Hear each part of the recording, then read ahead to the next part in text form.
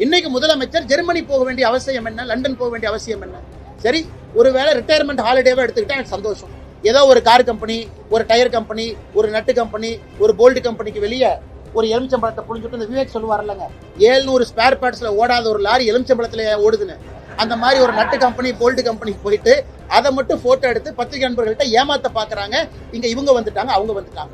வைகை நதியில திருப்புவனத்துல உங்களுடன் ஸ்டாலின் வந்த பெட்டிஷன்லாம் ஆத்துல போட்டதை பார்த்தோம். இன்னைக்கு வட்டாட்சியர் வந்து கம்ப்ளைண்ட் கொடுத்திருக்காரு, ஆபீஸ்ல வச்சுதான் எவ்வளவு திருடிட்டு போயிட்டாங்க. வெட்கமா இல்லையா? தமிழ்நாடு முழுவதுமே இந்த உங்களுடன் ஸ்டாலின் என்பதே ஒரு ஃப்ராடு திட்டம். இதுல யாருக்கும் எந்த பிரயோஜனமும் இல்ல. சும்மா அப்ளிகேஷனை வாங்குறது, குப்பை தொட்டியில போடுறது, ஆத்துல போடுறது, அல்லது தீ வச்சு கொளுத்திடுறது. எப்படி காவல்துறையில சட்டம் ஒழுங்கா நம்ம காப்பாற்ற முடியும்? காவல்துறைக்குள்ளேயே சண்டை ஏற்படுத்தி, காவல்துறைக்குள்ளேயே பிரச்சனை ஏற்படுத்தி, காவல்துறைக்குள்ளேயே அதிகார போட்டியை முதலமைச்சர் கொண்டு வந்ததன் காரணமாக காவல்துறை நண்பர்கள் பலம் இழந்து நிற்கிறாங்க. எங்களை பொறுத்தவரை இது இல்லீகல். பொறுப்பு டிஜிபி என்கின்ற பொறுப்பே இது ஒரு இல்லீகலான வேலை. திமுக அரசு வந்த பிறகு கடந்த 3 ஆண்டுகள்ல மட்டுமே 5% குழந்தைகள் அரசு பள்ளியில குறைந்து தனியார் பள்ளியில அதிகமாக இருக்கிறாங்க. இதான் அவங்க அரசு பள்ளி நடத்தக்கூடிய லட்சணம். அதற்கு ஒரு கல்வித்துறை அமைச்சர் அன்பில் மகேஷ் பொய்யாமொழி இருக்கிறாங்க. இவ்வளவு பில்டப், இவ்வளவு பட்ஜெட். இந்து முன்னணி இயக்கம் மிகச் சிறப்பாக தமிழ்நாடு முழுவதும் நம்ம பார்த்துக்கிட்டு இருக்கோம். மிகச் சிறப்பாக அனைத்து இடத்திலும் கூட பக்தர்களை ஒருங்கிணைத்து அவர்களுக்கு அற்புதமான ஒரு வழிவகையை ஏற்படுத்தி பொதுமக்கள், குறிப்பாக பெண்கள் இந்த ஆண்டு மிக அதிக அளவில் வந்து வீதிக்கு வந்து வீட்டில் இருக்கக்கூடிய விநாயகரை எல்லாம் கொண்டு வந்து இந்து முன்னணியினுடைய பந்தலுக்கு கொண்டு வந்து அதை கரைப்பதற்கு மிகச்சிறப்பாக எடுத்து சென்று கொண்டிருக்கின்றார்கள். கோயம்புத்தூரும் ஒரு சான்று. இன்னைக்கு நாம 10 நண்பர்கள்ட்ட 2-3 விஷயம் மட்டும் வைக்கிறோம். தமிழகத்தினுடைய பொறுப்பு டிஜிபியாக திரு வெங்கட்ராமன் அவர்கள் இன்று பொறுப்பேற்றிருக்கிறார். இதற்கு முன்பு இருந்த டிஜிபி திரு சங்கர் ஜிவால் அவர்கள் ஓய்வு பெற்றிருக்கிறாங்க. அவங்க புது பொறுப்புக்கு போயிருக்காங்க. ஓய்வு பெற்றதற்காக எங்களுடைய வாழ்த்துக்களை தெரிவித்துக் கொள்கின்றோம். எப்பொழுதுமே இல்லாத அளவுக்கு தமிழகத்துல ஒரு டிஜிபியை நியமனம் செய்யாம முதலமைச்சர் அவர்கள் கடைசி நேரத்துல ஒரு கோப்புல பொறுப்பு டிஜிபி என்கின்ற ஒரு கோப்புல கையெழுத்து போட்டுட்டு கிளம்பிட்டாங்க ஜெர்மனிக்கு. யூபிஎஸ்சி சுப்ரீம் கோர்ட்டினுடைய கைட்லைன் படி ஒரு டிஜிபி பொறுப்பேற்ற பிறகு குறைந்தபட்சம் 2 ஆண்டுகள் அந்த டிஜிபி கொடுக்கணும். ரிட்டையர் ஆகிறதுக்கு 6 மாதம் இருக்கும் பொழுது மாநில அரசு ஒரு பட்டியலை தயார் செய்து யூபிஎஸ்சிக்கு அனுப்பணும். 5 பேர் இருக்கக்கூடிய பட்டியல். யூபிஎஸ்சியிலிருந்து 3 பேர்த்த தீர்மானம் செய்து மாநில அரசுக்கு அனுப்பி வைக்கும். முதலமைச்சருக்கு 3ல் யாரு வேண்டுமானாலும் டிஜிபியா நியமனம் செய்வதற்கு அதிகாரம் இருக்கு. இது உச்சநீதிமன்றம் 2010 இதை வரைமுறைப்படுத்தியிருக்கிறார். ஆனா சங்கர் ஜிவால் அவர்கள் இன்னைக்கு ரிட்டையர் ஆகிறாங்கன்னு தெரிஞ்சு 6 மாதத்திற்கு முன்பிருந்து எந்த கோப்பையும் தயார் செய்யாம 6 சீனியரை பைபாஸ் பண்ணி 6 மூத்த காவல்துறை அதிகாரிகளை பைபாஸ் பண்ணி சீனியாரிட்டி ஆர்டர்ல 7ஆவதாக இருக்கக்கூடிய திரு வெங்கட்ராமன் அவரை பொறுப்பு டிஜிபியாக இந்த பணியில் அமர்த்த வேண்டிய கட்டாயம் என்ன, அவசியம் என்ன? இதனால 6 ஐபிஎஸ் அதிகாரிகளுக்கு சீனியாரிட்டியில பிரச்சனை வருது. குறிப்பாக சீமா அகர்வால் அவர்கள், சந்தீப் ராய் ரத்தோர் அவர்கள், அபய்குமார் சிங் அவர்கள், வன்னிய பெருமாள் அவர்கள், ராஜீவ்குமார் அவர்கள், பிரமோத் குமார் அவர்கள், இவங்க எல்லாமே 6 பேர் இதுக்கு மேல இருக்காங்க. அதனால இன்னைக்கு தமிழகத்தினுடைய பொறுப்பு டிஜிபி காலையில அந்த பொறுப்பேற்கக்கூடிய விழாவில் 8 டிஜிபி பங்கேற்க. அவருக்கு மேல சீனியாரிட்டியில் இருக்கிற 6 பேரும், அவருக்கு கீழே இருக்கிற 2 பேர் 8 டிஜிபி புறக்கணித்திருக்கின்றார்கள். எப்படி காவல்துறையில சட்டம் ஒழுங்கா நம்ம காப்பாற்ற முடியும்? காவல்துறைக்குள்ளேயே சண்டை ஏற்படுத்தி, காவல்துறைக்குள்ளேயே பிரச்சனை ஏற்படுத்தி, காவல்துறைக்குள்ளேயே அதிகார போட்டியை முதலமைச்சர் கொண்டு வந்ததன் காரணமாக காவல்துறை நண்பர்கள் பலம் இழந்து நிற்கிறாங்க. சமீபத்தில் வந்த ஆய்வறிக்கை உங்களுக்கு தெரியும். இந்தியாவில் 31 மாநகரத்தில் ஆய்வு பண்ணாங்க மத்திய அரசு அமைப்பு. அதுல சென்னை 21வது நகரமாக இருந்திருக்கிறது. அதாவது பெண்களுக்கு பாதுகாப்பு இருக்கக்கூடிய நகரமாக NARI 2025 அமைப்பு நடத்தியிருக்கக்கூடிய ஆய்வறிக்கையின்படி சென்னை மாநகரம் 31 நகரத்துல 21வது நகரம் தான் பாதுகாப்பு. 6 பெண்கள் 6% 100க்கு அவங்க மட்டும்தான் மிக பாதுகாப்பாக இருக்கின்றோம். 46 பேர் பாதுகாப்பா இருக்கிறோம். 48% பெண்கள் நாங்க பாதுகாப்பாவே இல்லைன்னு சொல்லியிருக்கிறாங்க. இதையெல்லாம் திமுக அரசு வெட்கி தலைகுனியணும். இந்த லட்சணத்துல காவல்துறைக்குள்ள சண்டனையும் பிரிவினைவாதத்தையும் ஏற்படுத்தி எடுத்திருக்கக்கூடிய முதலமைச்சர் மு.க. ஸ்டாலின் அவர்களுக்கு கடுமையான கண்டனங்கள். எங்களை பொறுத்தவரை இது இல்லீகல். பொறுப்பு டிஜிபி என்கின்ற பொறுப்பே இது ஒரு இல்லீகலான வேலை, சட்டத்தில் இதுக்கு இடம் கிடையாது. அதனால் உடனடியாக இதை மாற்றி போர்க்கால அடிப்படையில் யூபிஎஸ்சிக்கு 5 பேர் லிஸ்ட் அனுப்பி யூபிஎஸ்சி கொடுக்கிற 3 பேர்த்துல ஒருவரை தமிழகத்தினுடைய டிஜிபியாக அறிவிக்கணும். இல்லை என்றால் இந்த அரசு போலீஸ்லயும் அரசியலை கலந்துவிட்டு நஞ்சை பாய்ச்சி பொதுமக்களுடைய பாதுகாப்புக்கே பிரச்சனை ஏற்படுத்தி கொண்டிருக்கின்றார். நான் தொடர்ந்து குற்றம் சாட்டுறேன். இன்னொரு குற்றம், அரசு பள்ளியில மாணவர்கள் குறைந்து கொண்டிருக்கின்றார்கள். இந்த ஆண்டு ரிப்போர்ட் வந்திருக்கு. 2025-26 இந்த அகாடமிக் இயர் உள்ள வந்தவங்க ரிப்போர்ட் இப்ப இருக்கு. அதுல பாத்தீங்கன்னா அரசு பள்ளியில வெறும் 37% மாணவர்கள் தான் தமிழகத்தில் அரசு பள்ளியில படிக்கிறாங்க. 62.1% மாணவர்கள் தனியார் பள்ளியில படிக்கிறாங்க. இதற்கு முன்பு 2023-24 ஆய்வறிக்கை எடுத்தீங்கன்னா 42% குழந்தைகள் அரசு பள்ளியில படிச்சாங்க. 42.2% குழந்தைகள் அரசு பள்ளியில படிச்சாங்க. இன்னைக்கு 37.9% குழந்தைகள் தான் அரசு பள்ளியில படிக்கிறாங்க.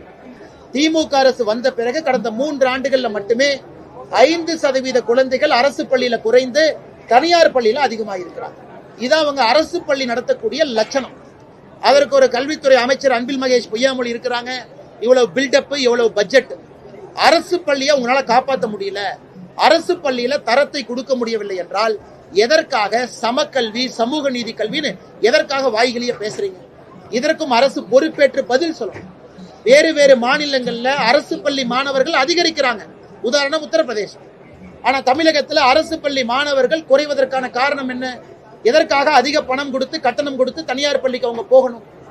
மூன்றாவது, சிவகங்கையில வைகை நதியில திருப்புவனத்துல உங்களுடன் ஸ்டாலின் வந்த பெட்டிஷன்லாம் ஆத்துல போட்டதை பார்த்தோம். இன்னைக்கு வட்டாட்சியர் கம்ப்ளைண்ட் கொடுத்திருக்காரு. ஆபீஸ்ல வச்சுதான் எவனோ திருடிட்டு போயிட்டாங்க. வெட்கமா இல்லையா? இந்த மாதிரிலாம் சொல்றீங்க, மக்கள் இதை நம்பணும்னு நினைக்கிறீங்களா? வட்டாட்சியர் அலுவலகத்துக்குள்ள பூட்டு போட்டு திருடி இருந்தா அன்னைக்கே உங்களுக்கு தெரிஞ்சிருக்கும். பூட்டை உடைச்சு ஆத்துல வீசினதுக்கு அப்புறம் நாங்கெல்லாம் அது உங்க கவனத்துக்கு கொண்டு வர்றோம், பத்திரிகை நண்பர்கள் கவனத்துக்கு கொண்டு வரோம்.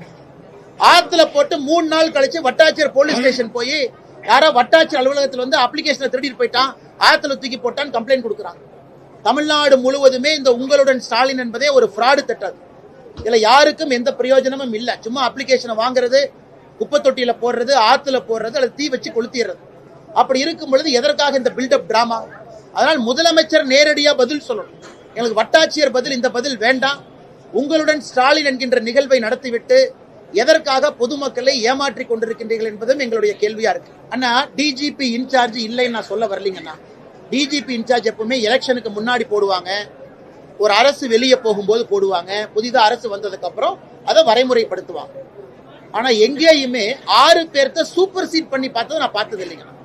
அதுவும் 6 மாதத்திற்கு முன்பே சங்கர் ஜிவால் அவர்கள் ஓய்வு பெற போறாங்கன்னு தெரிந்த பிறகு 6 பேர்த்த சூப்பர் சீட் பண்ணி போட வேண்டிய கட்டாயம் என்ன?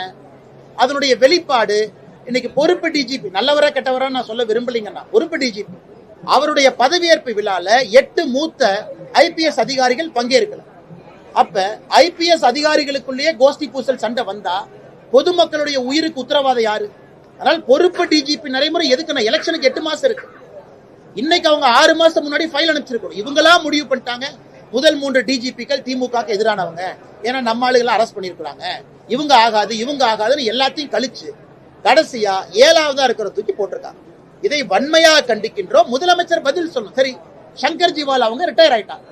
தமிழகத்துல தீயணைப்புத்துறைக்கு புதிதாக ஒரு பதவியை உருவாக்க வேண்டிய கட்டாயம் என்ன? எதுக்காக உருவாக்குறீங்க? எதுக்காக பதவி உருவாக்குறீங்க? ஏன் இன்னைக்கு இருக்கக்கூடிய தீயணைப்புத்துறையினுடைய டிஜிபி சரியில்லையா? எதற்காக புதியதாக ஒரு பதவியை உருவாக்குறீங்க? ரிட்டையர் ஆயிட்டார், முடிஞ்சது. கடைசி நாள் ஃபேர்வெல் பரேட் கொடுத்தாச்சு, எல்லா அதிகாரிகள் நன்றி சொல்லியாச்சு. அந்த ஒரு அதிகாரி என்ன ஸ்பெஷலா? அந்த ஒரு அதிகாரிக்காக ஒரு தனி துறையை உருவாக்கி, அந்த டிஜிபி ஃபயர் சர்வீஸ்க்கு மேல ஒரு துறையை உருவாக்கி, இது இந்தியால எங்கேயுமே இல்லாத அநியாயம். இருக்கிற டிஜிபிக்கு ரிட்டையர் ஆன பிறகு ஒரு துறை, அந்த டிஜிபி பொறுப்புக்கு 6 பேருக்கு சூப்பர் சீட் பண்ணி பொறுப்பு. இதை எப்படி பொதுமக்கள் பார்ப்பாங்க? அரசியல் போலீஸ் துறையில கலப்பது திராவிட முன்னேற்ற கழகம் தான் பார்ப்பாங்க. அதைத்தான் நாங்கள் கேள்வியாக எழுப்பின்றோம். முதலமைச்சர் பதில் சொல்லட்டும். டிஜிபி, ஃபயர் போர்ஸ், அதற்கு மேல எதற்கு அந்த பொறுப்பு உருவாக்குனீங்க? காரணம் சொல்லுங்க. அண்ணன், இப்ப நான் சொன்னதெல்லாம் ஆதாரத்தின் அடிப்படையில பேசுனேங்க. நான் பேசினது எல்லாமே ஆதாரத்தின் அடிப்படையில திமுக செய்திருக்கக்கூடிய தவற சொன்னேன், இந்து முன்னணி அவர்கள் செய்து கொண்டிருக்கக்கூடிய நல்லதை சொன்னேன். நான் சொன்ன டிஜிபி விவகாரத்துல பத்திரிகை நண்பர்கள் நான் தவறா சொன்னா நீங்க என்னை பிடிச்சிருவீங்க, அண்ணா நீ டேட்டா தப்பா கொடுக்குறீங்க. நான் அரசு பள்ளி மாணவர்கள் டேட்டாவை நான் கொடுக்குறேன், அது 5% அரசு பள்ளி மாணவர்கள் இங்க கம்மியா இருக்கிறாங்க. ஆதாரத்தின் அடிப்படை இடத்துல இருக்கு முதலீடு ஈர்த்தது. ஏதோ ஒரு கார் கம்பெனி, ஒரு டயர் கம்பெனி, ஒரு நட்டு கம்பெனி, ஒரு போல்ட் கம்பெனிக்கு வெளியே ஒரு எலுமிச்சம்பழத்தை புரிஞ்சுட்டு இந்த விவேக் சொல்லுவார் இல்லைங்க, 700 ஸ்பேர் பார்ட்ஸ்ல ஓடாத ஒரு லாரி எலுமிச்சம்பழத்துல ஓடுதுன்னு. அந்த மாதிரி ஒரு நட்டு கம்பெனி போல்ட் கம்பெனிக்கு போயிட்டு அதை மட்டும் போட்டோ எடுத்து பத்திரிகை நண்பர்கள்ட்ட ஏமாத்த பாக்குறாங்க. இங்க இவங்க வந்துட்டாங்க, அவங்க வந்துட்டாங்க. உத்தரப்பிரதேசம், குஜராத், மகாராஷ்டிரா, தெலங்கானா பாருங்க, ஆந்திரா பாருங்க, எவ்வளவு நிறுவனங்கள் அங்க போறாங்க. அதனால் ஏமாற்றுகின்ற வேலை 10,26,000 கோடி, 10.26 lakh crore அவங்க அதிகாரப்பூர்வ கணக்கு. வெள்ளை அறிக்கை கொடுங்க, எப்ப வந்துச்சு, எங்க வந்துச்சு, பில்டிங் ஆயிடுச்சா, செங்கல் வச்சாச்சா. இன்னைக்கு முதலமைச்சர் ஜெர்மனி போக வேண்டிய அவசியம் என்ன, லண்டன் போக வேண்டிய அவசியம் என்ன? சரி, ஒருவேளை ரிட்டையர்மெண்ட் ஹாலிடேவை எடுத்துக்கிட்டா எனக்கு சந்தோஷம். 2026 மே மாசத்துல நமக்கு ரிட்டையர்மெண்ட் தமிழக மக்கள் கொடுக்க போறாங்க, நம்ம ரிட்டையர்மெண்ட் ஹாலிடே போலாம். என்ன அதனால என்ன லாபங்கன்னா, மத்திய அரசு இருக்கு, தொழில் ஈட்ட வேண்டியது அவங்க பொறுப்பு, இன்வெஸ்ட் இந்தியா இருக்கு, அவங்க பண்ணுவாங்க. தமிழ்நாட்டுக்குள்ள அந்த கம்பெனி நுழையும் பொழுது பிரச்சனையை சரி செய்வதுதான் இன்வெஸ்ட் தமிழ்நாட்டினுடைய வேலை. நீங்க அங்க போறது வேலை கிடையாது. சரி போங்க. மோடி அவர்களும் குஜராத்தினுடைய முதலமைச்சராக இருக்கும்போது ஜப்பான், சைனா போய் பணம் கொண்டு வந்தாரு. அதுக்காக நான் நீங்க போறது தப்புன்னு சொல்ல, போனதுக்கு வெள்ளை அறிக்கை கொடுங்கன்னு கேட்கிறேன். 10,26,000 கோடி ரூபாய்க்கு வெள்ளை அறிக்கை கொடுங்க. நட்டு போல்ட்டு எலுமிச்சம்பழத்தை தவிர என்ன கொண்டு வந்தீங்கன்னு காட்டுங்க. இல்லாட்டி 750 ஸ்பேர் பார்ட்ஸ்ல ஓடாது, முன்னாடி மாட்ட எலுமிச்சம்பழத்துல ஓடும். ஆனா நிதி அமைச்சர் அவங்க கிட்ட நேத்து நம்முடைய பாரதிய ஜனதா கட்சியினுடைய தொண்டர்கள், தலைவர்கள் எல்லாம் சென்னையில ஒரு நீண்ட விவாதம் நடத்தினாங்க. மாநில தலைவர்லாம் இருந்தாங்க. இன்னைக்கு நம்முடைய மத்திய அரசு போர்க்கால அடிப்படையில அமெரிக்காவுக்கு இங்கிருந்து நாம் எக்ஸ்போர்ட் செய்யற நம்முடைய இது பாத்தீங்கன்னா 5ல கிட்டத்தட்ட 1%, 20-22% இன்னைக்கு அமெரிக்காவுக்கு மட்டும் போகுது. 50% வரி விதிப்பு என்பது நிச்சயமா இங்க இருக்கக்கூடிய ஏற்றுமதியாளர்களுக்கு அது ஒரு பின்னடைவு தான், அதுல எந்த மாற்று கருத்து இல்லை. ஆனா அரசு இதை உணர்ந்து தயார்படுத்த ஆரம்பிச்சிட்டாங்க. புதிதாக 40 கண்ட்ரீஸ் கிட்ட புரிந்துணர்வு ஒப்பந்தம், இந்த புது மார்க்கெட்டை உருவாக்குவதற்கான முயற்சியில நம்முடைய அரசு இறங்கி இருக்கிறாங்க. பியூஷ் கோயல் அவர்கள் நேத்து டெல்லியில கூட பேசினாங்க. அதனால எனக்கு நம்பிக்கை இருக்கு, நம்முடைய ஏற்றுமதியாளர் நண்பர்கள், குறிப்பாக திருப்பூர், குறிப்பாக கோயம்புத்தூர், இந்த பகுதியில் இருக்கக்கூடிய ஏற்றுமதியாளர்களுக்கு அவங்க போட்டிருக்கக்கூடிய ஃபார்வர்டு கான்ட்ராக்ட் என்ன இருக்கோ பிரச்சனை நடக்கும்.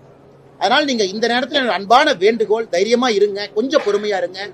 அரசு உங்களுக்காக போர்க்கால நடவடிக்கையில இறங்கி இருக்கிறது. இன்னும் சில வாரங்கள்ல இதற்கான மாற்று வசதி இது ஒண்ணுங்களா. ரெண்டாவது, இன்னைக்கு பேசல் நாம்ஸ் மாத்தணும், ஜிஎஸ்டி நாம்ஸை தளர்த்தணும். செப்டம்பர் 2-3 ஜிஎஸ்டி கூட்டம். அதுல நிச்சயமாக ஒரு பெரிய மகிழ்ச்சிகரமான ஏற்றுமதியாளர்களுக்கு எல்லோருக்குமே சந்தோஷப்படக்கூடிய நிகழ்வு ஜிஎஸ்டி மீட்டிங்ல, கவுன்சில் மீட்டிங்ல நடக்குங்கிற நம்பிக்கை. அதன் பிறகு வங்கி, Reserve Bank of India, dollar 88 ரூபாய் இருக்கு. ரிசர்வ் பேங்க் ஆஃப் இந்தியா கண்டிப்பா கட்டுப்படுத்துவதற்கான நடவடிக்கை அவங்க எடுக்க ஆரம்பிச்சிருக்காங்க. ஏன்னா ஒரு பக்கம் டாலர் ஏறனால ஏற்றுமதியாளர்களுக்கு நன்மை, ஆனா டாலர் ஏறனால இறக்குமதியாளர்களுக்கு பிரச்சனை. அதை நிச்சயமா ஆர்பிஐ கணக்கில் எடுக்கும். ஆனா சகோதரர் கேட்கிற கேள்வி நியாயமானதுதான், எல்லோருக்குமே ஒரு பயத்தை ஏற்படுத்தியிருக்கு. அதே நேரத்தில் அமெரிக்காவுடைய அதிபர் ட்ரம்ப் அவர்கள் சம்பந்தமே இல்லாத போட்டிருக்கக்கூடிய 50%, யாரும் இதை ஏத்துக்க மாட்டாங்க. ஒரு நாட்டை மிரட்டி அடிபணிய வைத்து ஒரு அந்நிய நாட்டினுடைய கைக்கூலியாக இருக்க வேண்டும் என்பதற்காக போடப்பட்ட 50% பேசுவது எளிது, கம்பெனி நடத்தவங்களுக்கு இது கஷ்டம். அதை நிச்சயமா நான் உணர்றேன். நிச்சயமாக மத்திய அரசு கூட இருந்து இன்னும் சில வாரங்கள்ல அவர்களுக்கு இருக்கக்கூடிய பிரஷரை ஈஸ் அவுட் ஆகுங்கிற முழு நம்பிக்கை எங்களுக்கு இருக்கு. ஒரு நிமிஷம், நான் இந்த கட்சியினுடைய தொண்டங்க.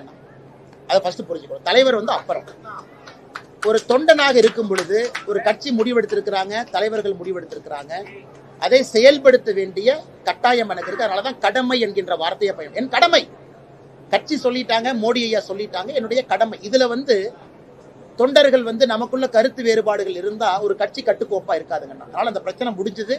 எங்களுடைய கடமை, தலைவர்கள் சொல்லிட்டாங்க, செய்ய வேண்டியது அண்ணாமலை என்கின்ற அந்த தொண்டனுடைய பொறுப்பு. ரெண்டாவதுங்கண்ணா, நேத்து ஐயா ஜி.கே. மூப்பனார் அவர்கள் மறைந்து 24 ஆண்டுகள் ஆச்சு. அந்த நிகழ்ச்சிக்கு அண்ணன் ஜி.கே. வாசன் அவர்கள் அழைச்சிருந்தாங்க, எல்லாத்தையும் தனித்தையும் அழைச்சிருந்தாங்க. மேடைக்கு போகும்பொழுது இருக்கை போட்டிருந்தாங்க. ஜி.கே. வாசன் அண்ணன் சொன்ன இருக்கையில நான் அமர்ந்திருந்தேன், அவ்வளவுதாங்க.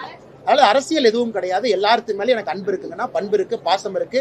உங்களுக்கு தெரியும், எனக்கு தனிப்பட்ட முறையில கோபம் இருக்கு, ஆற்றாமை இருக்கு, வேற இடத்துல இருக்கு, திமுக இருக்குன்னா கூட ஒரு திமுக அமைச்சரை பார்த்தாலும் கூட மரியாதை கொடுக்கக்கூடியவன் நான். அது வேற, இது வேறங்கண்ணா. அதனால என்னை பொறுத்தவரை அண்ணாமலை என்கின்ற தொண்டன் கட்சி சொன்னதை கேட்டு செயல்படுத்தி கொண்டிருக்கிறார்.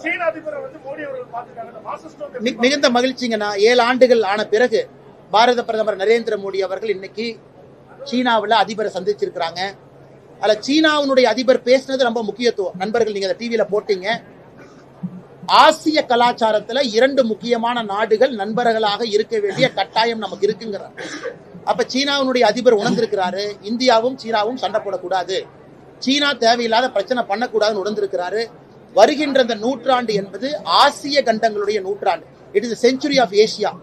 நிச்சயமாக இந்தியாவும் சீனாவும் வலிமையாக இறங்கி வரும் பொழுது அது உலகத்துல எந்த நாடு நம்மை கைக்கூலியாக மாற்ற நினைத்தாலும் அவர்களுக்கு அது ஒரு படிப்பனையாக மாறும். இன்னைக்கு SCO மீட்டிங் போயிட்டு இருக்கு. இந்தியா இருக்கிறாங்க, பிரதமர் மோடி ஐயா இருக்கிறாங்க, சீன அதிபர் இருக்கிறாங்க, ஜி இருக்கிறாங்க, ரஷ்ய அதிபர் புட்டின் இருக்கிறாங்க. 3 உலக தலைவர்களும் ஒரே நேரத்தில் இருக்கிறாங்க. இது மற்ற உலக நாடுகளுக்கும் ஒரு எச்சரிக்கை மணி. இந்தியாவை நீங்க நசுக்க நினைச்சீங்கன்னா இந்தியாவிற்கும் வழி தெரியும் என்பதை பிரதமர் அவர்கள் காட்டிக் கொண்டிருக்கின்றார்கள். அதனால் நிச்சயமாக நல்லது நடக்கும்.